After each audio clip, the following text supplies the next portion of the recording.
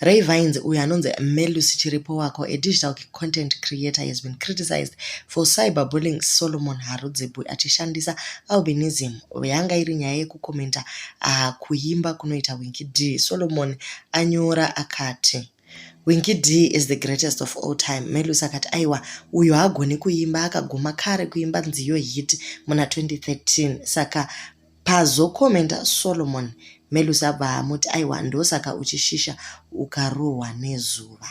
Yo guys, so Solomon abva anyora akati hachero ukatuka zvakadini ZANU-PF is not gonna pick you, rest, rather concentrate on your dry jokes. Budget yezanu yakatopera, try 2028. So zviri kunzi izvoni Melusi uyu Rayvines, since he fell out of grace, most people do not know him, they do not like him anymore. Saka ari kuedza kutsvaga relevance by cyberbullying vamwe vanhu, kuda kudiridzawo maruva ako nemisodzi yevamwe vana. Zvinhu zvakadii izvozvo hatiseki kaurema, but iye abva ayewedzera akaratidza kuti haasi kuda kuapologize zvachose.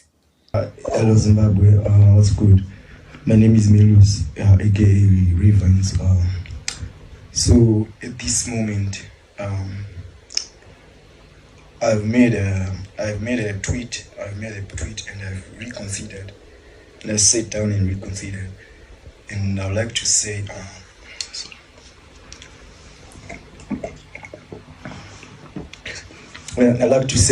Ngoma, ndiyo.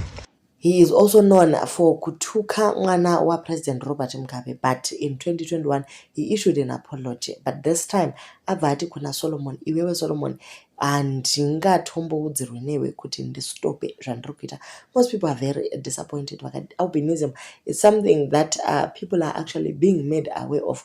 Vanhu vane albinism, they are now part of the community. Zvasiyana nezvaitika kare mumazuva ekusaziva. So the community, the albinism community, is also saying, Isusu, we are fighting cancers, we are doing all things so that we bring people to the knowledge of albinism kuti gokwanisa kuva something that is acceptable. Then pouya digital content creator anenge vana Rayvines vane following hombe asi vanobva vatanga kuita fun zvinova zvinodzosera basa redu kumashure. So most people have urged Rayvines to apologize for his behavior, but iye ari kuti aiwa Ngoma ndiyo, I'm not going to apologize for this one.